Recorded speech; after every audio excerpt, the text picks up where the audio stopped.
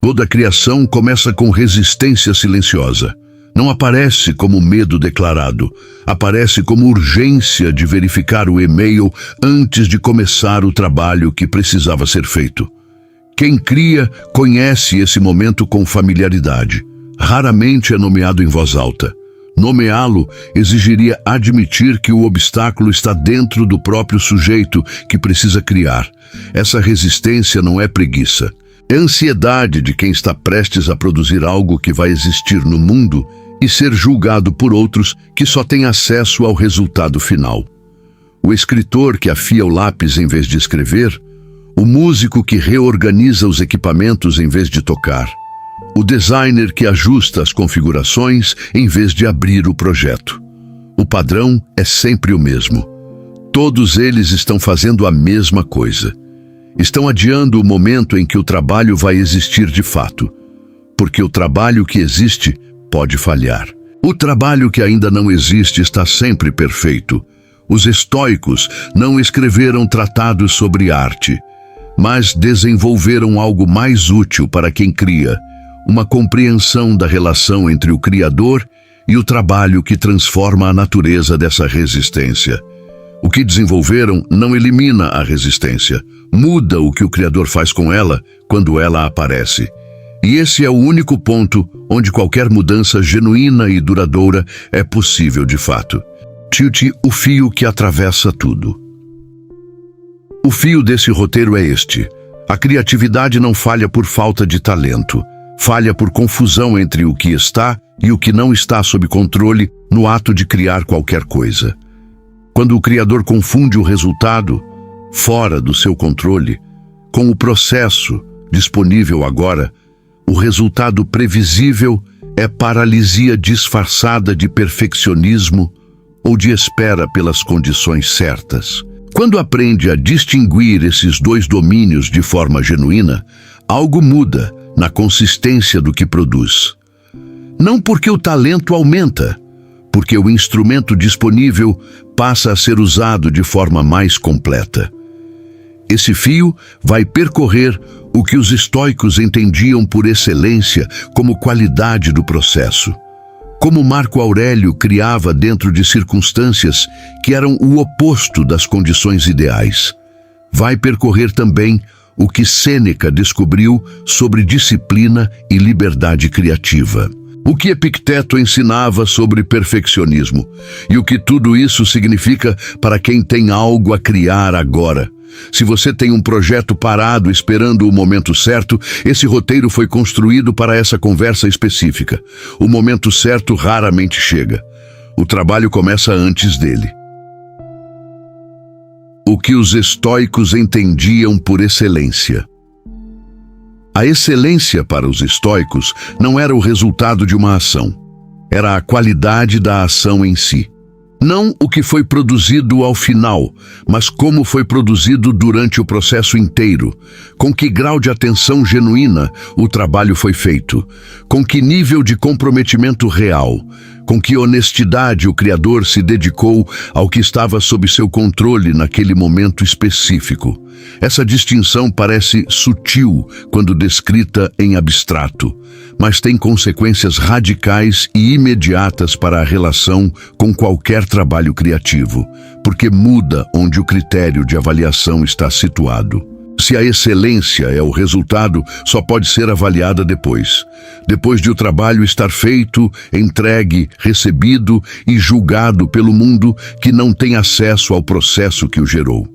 Durante o processo, o Criador está em incerteza estrutural sobre se o que faz é excelente ou não. A única evidência que o critério exige ainda não existe e pode nunca vir da forma esperada. Essa incerteza é exatamente o que produz a paralisia criativa. A mente que não sabe se o resultado vai ser bom tende a parar, esperar por mais preparo, por condições melhores, por inspiração mais clara, em vez de continuar fazendo o trabalho disponível com o que tem agora, em vez de agir dentro do único domínio onde qualquer ação é de fato possível, o presente imediato do processo.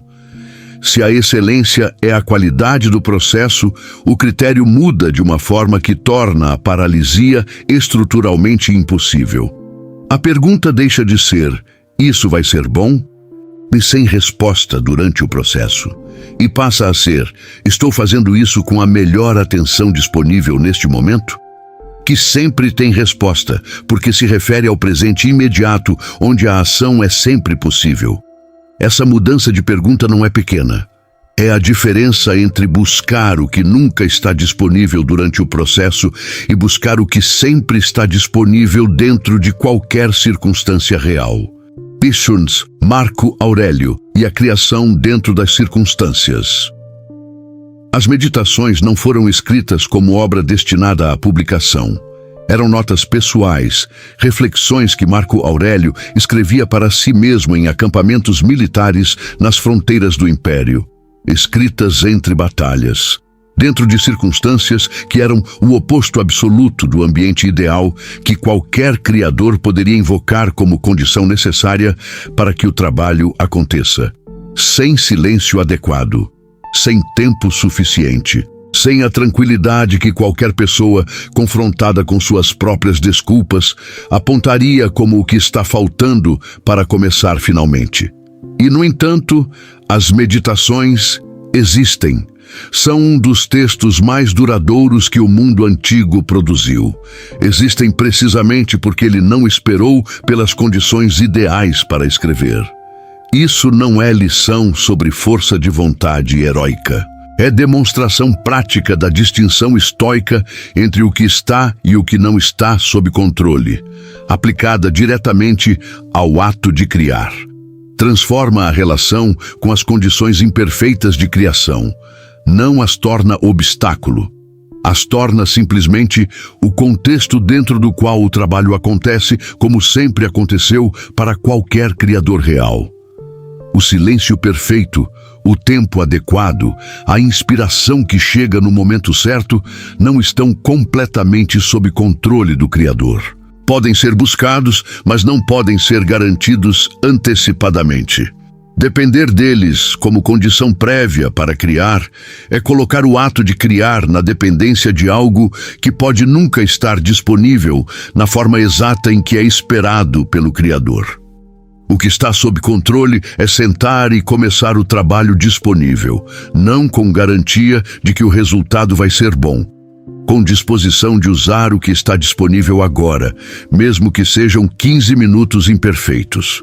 Marco Aurélio escrevia em grego dentro de uma tradição romana, sobre ideias encontradas em outros pensadores, e o resultado foi inteiramente seu, porque o comprometimento com o processo era real dentro das circunstâncias que existiam, não apesar das condições imperfeitas, dentro delas, com elas, usando o que havia disponível no acampamento militar frio como matéria-prima para o trabalho que precisava ser feito naquele momento. Isso na cênica e a disciplina como liberdade. A intuição comum é que disciplina constrange a criatividade, que rotinas e horários fixos são o oposto da espontaneidade que a criação genuína parece exigir para aparecer quando quiser. Sêneca argumentava o inverso, não apenas pela filosofia, mas pela observação empírica de como a escrita realmente funcionava para ele dentro de uma vida cheia de obrigações externas. Era um escritor extraordinariamente prolífico.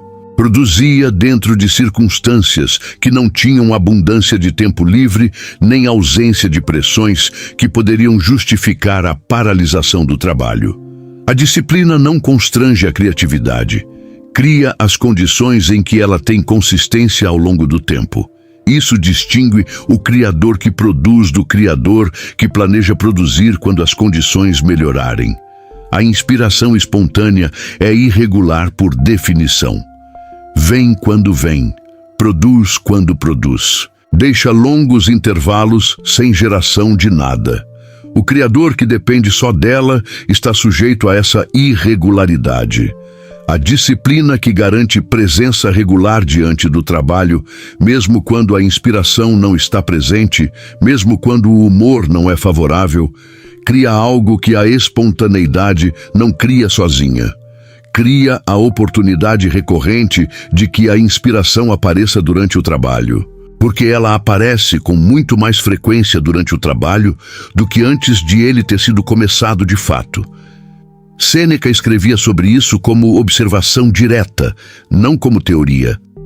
Havia verificado na prática que o início do trabalho, mesmo sem inspiração presente, frequentemente convocava o que estava ausente no começo. A liberdade criativa genuína não é a liberdade de criar apenas quando a inspiração chega. É a liberdade construída pela disciplina de estar presente no trabalho, independentemente do estado interno do momento. Essa liberdade é conquistada, não é dada. E é conquistada precisamente pela prática regular que a intuição romântica sobre criatividade identifica erroneamente como o oposto do que ela é. O perfeccionismo como evitação. O perfeccionismo se disfarça de comprometimento elevado com a qualidade do trabalho. Por isso, é insidioso. É socialmente admirável. E raramente é examinado com honestidade por quem o pratica. Funciona assim: o trabalho não pode ser entregue porque ainda não atingiu o padrão que o Criador tem em mente. Esse padrão é estruturalmente inacessível porque existe apenas na imaginação. O resultado idealizado que existe na imaginação nunca tem as imperfeições que qualquer objeto real produzido por qualquer ser humano dentro de qualquer circunstância real inevitavelmente carrega. A comparação entre o trabalho concreto e o ideal imaginado vai sempre em favor do ideal. Não porque o trabalho seja ruim, mas porque o ideal não existe no mundo e o que não existe não tem imperfeições. Epicteto descrevia esse mecanismo como confusão entre o que está e o que não está sob controle. O Criador fixa a atenção no ideal imaginado e usa a distância dele como justificativa permanente para não produzir. Há sempre algo que poderia ser melhorado. Sempre uma camada adicional que poderia ser adicionada. Sempre uma razão racional para não entregar o que está pronto e continuar refinando indefinidamente. O perfeccionismo nunca declara que está com medo. Declara que está comprometido com a qualidade. É uma das formas mais eficazes de evitação que a mente humana desenvolveu para proteger o ego. Porque o trabalho que nunca é entregue nunca pode ser rejeitado. O Criador que nunca termina nunca falha publicamente. O padrão impossível garante que a tentativa nunca precise ser completada. A solução que o estoicismo propõe não é baixar os padrões, é mudar o critério do que significa excelência, do resultado idealizado que não existe para a qualidade do processo disponível agora.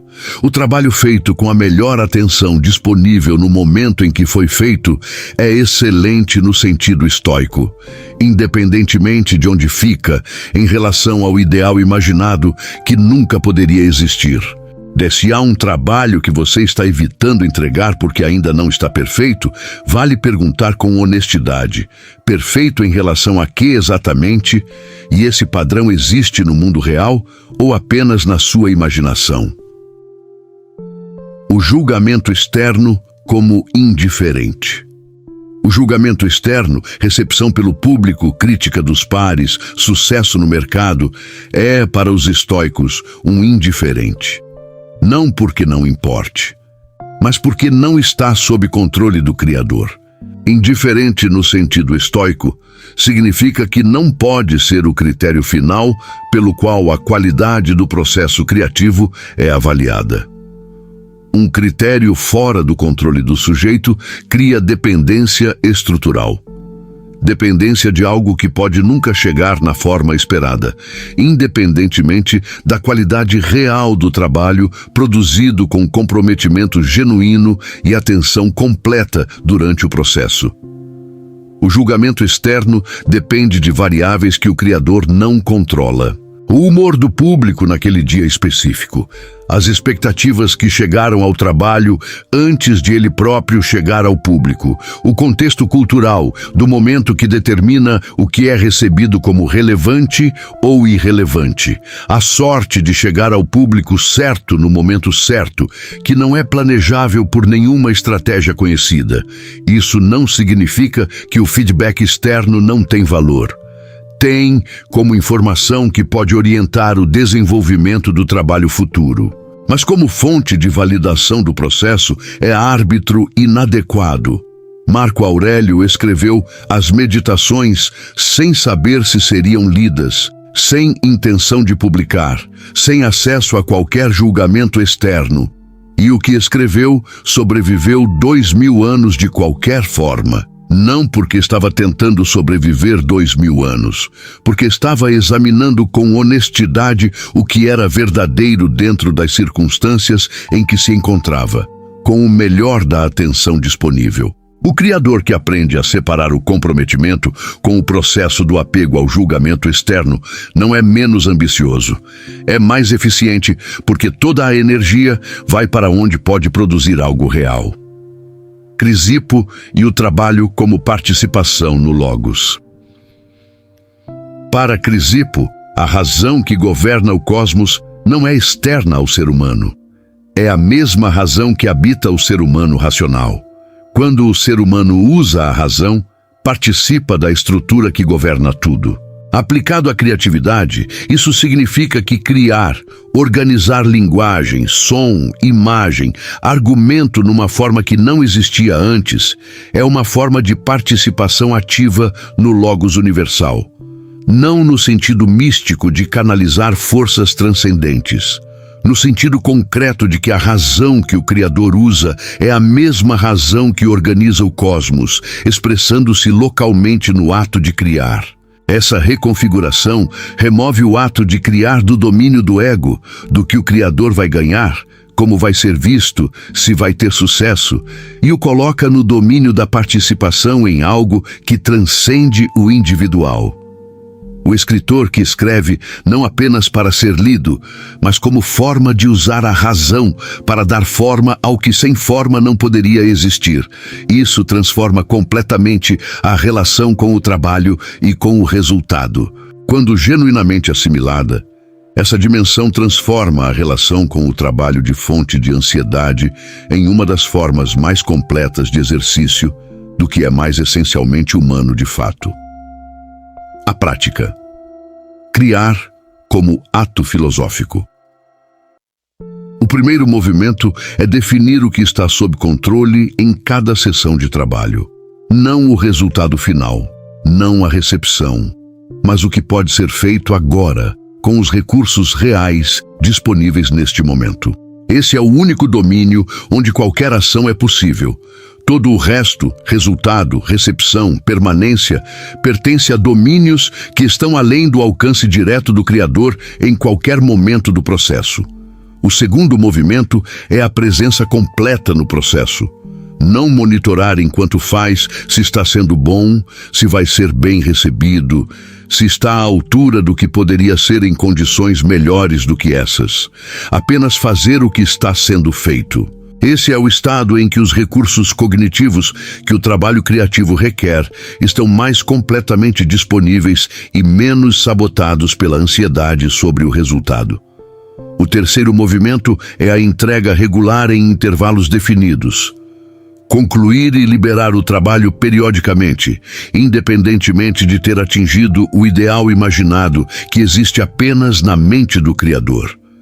Não porque a qualidade não importa, mas porque o trabalho que nunca é entregue não existe no mundo. E o trabalho que existe no mundo, mesmo imperfeito, tem a possibilidade real de fazer o que deveria fazer. O quarto movimento é a reflexão honesta depois da entrega. Não julgamento ansioso sobre se foi suficientemente bom. Exame sereno do que o processo revelou sobre o que pode ser aprendido para o próximo trabalho. Essa reflexão só é possível a partir do trabalho que foi de fato feito e entregue. Não do trabalho que foi planejado, imaginado ou mantido em estado de refinamento perpétuo, sem nunca ser liberado. Cada sessão de trabalho que segue esses 4 movimentos é, em si mesma, um ato filosófico completo, independentemente do resultado que produz, independentemente de como é recebido pelo mundo. O trabalho que permanece. Marco Aurélio escrevia sobre criadores do passado e sobre quanto de seu trabalho havia sobrevivido. A resposta era frequentemente melancólica, muito pouco, e o pouco havia sido transformado pelo tempo. Mas a conclusão que tirava não era niilismo sobre a criação. Era algo mais honesto sobre o que torna o trabalho criativo valioso, independentemente de sua permanência ou de sua recepção pelo mundo.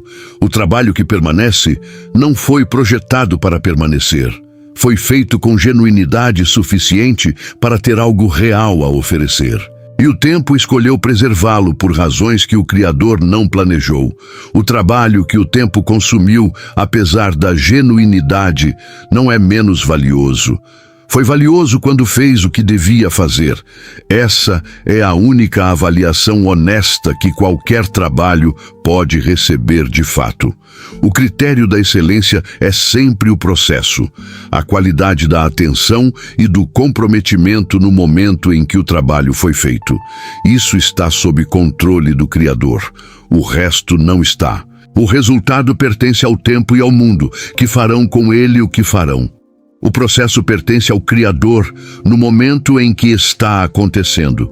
Esse é o único momento onde a escolha existe de verdade. Dentro do processo está o único lugar onde a criatividade genuína sempre existiu. Não na inspiração que chega quando as condições são perfeitas, no comprometimento que aparece quando não são. E que cria, dentro do imperfeito e do disponível, o que não existia antes e que agora existe. Isso é suficiente, e frequentemente é muito mais do que suficiente para fazer o que precisava ser feito. Escreve nos comentários qual é o trabalho que você sabe que precisa criar e que está esperando o momento certo para começar. O que ainda precisa acontecer para que esse momento seja agora?